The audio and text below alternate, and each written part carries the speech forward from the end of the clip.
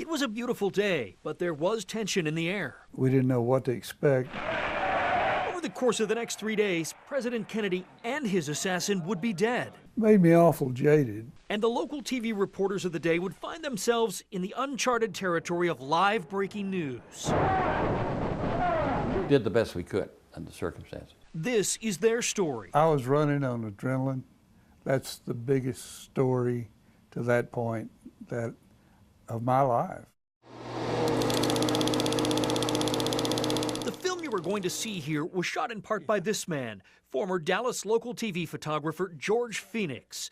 It was November 22nd, 1963. His first stop was Love Field. I was not far from the Kennedys as they were coming down that ramp, and it was breathtaking. I mean, she was most beautiful, poised. He wasn't bad himself.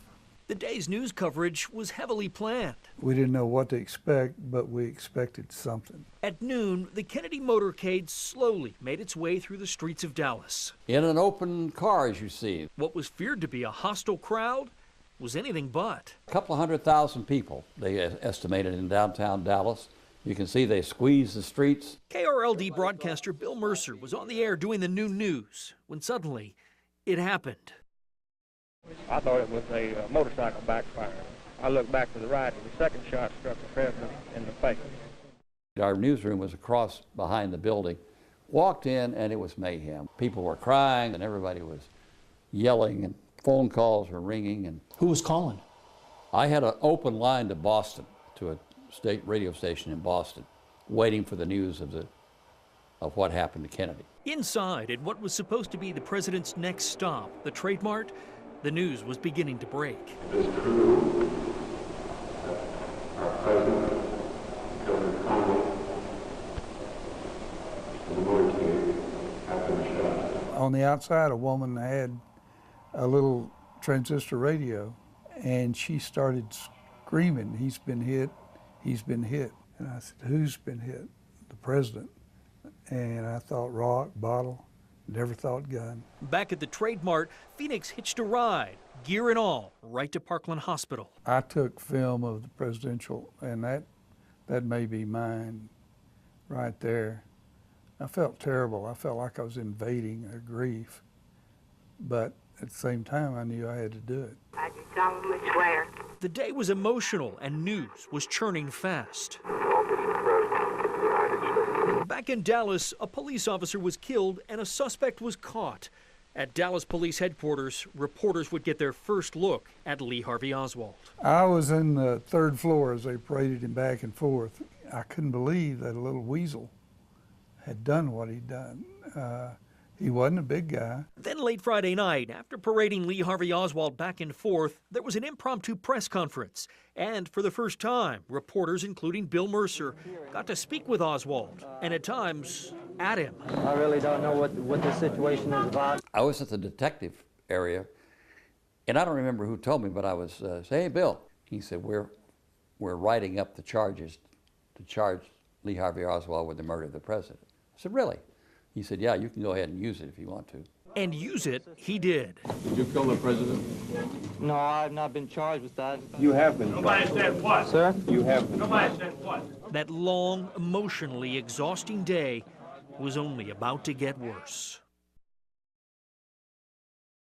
I had been there for hours. Somebody called me from the station at 4 in the morning, said, "Come down here, we need to get you geared up because you're going to film the transfer of Oswald to the county." That event was taking place in the basement of Dallas Police Headquarters, and it would be broadcast live on all 3 networks. Well, it was tight because there were a lot of us. There were 50 or 75 press people down there, 9 different cameras.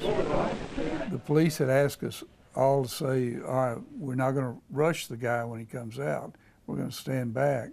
Well, that lasted about that long. When it was time, cameraman George Phoenix took up his position. He was rolling film, and with the viewfinder on the left side of his rig, he never noticed the guy on his right, Jack Ruby, a Dallas strip club owner, wearing the hat, the man who was about to dramatically change history. He was next to you? To my immediate right, stepped out and shot him. And that was, I believe, the first murder ever broadcast on television. Questions have since lingered about Oswald's murder as it became the seat of conspiracy theories that still exist today. But as local news people, they knew Jack Ruby. They saw him around. He was just the little strip club owner who was known to carry a gun. Was it a cover-up? They don't think so. He brought the dog with him in the car and left his dog in front of the Western Union Station in the car.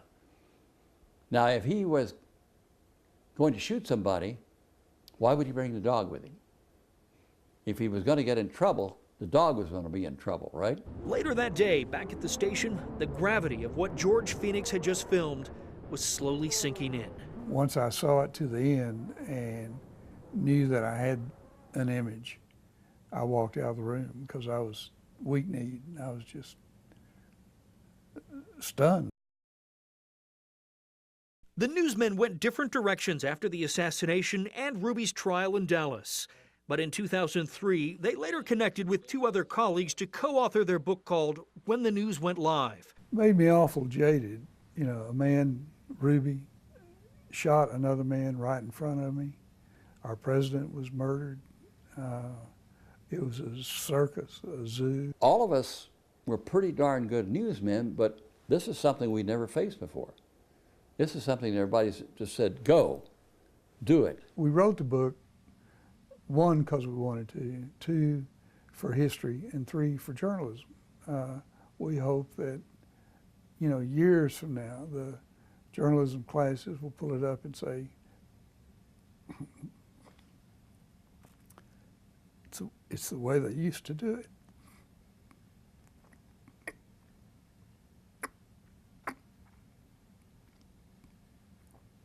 Sorry.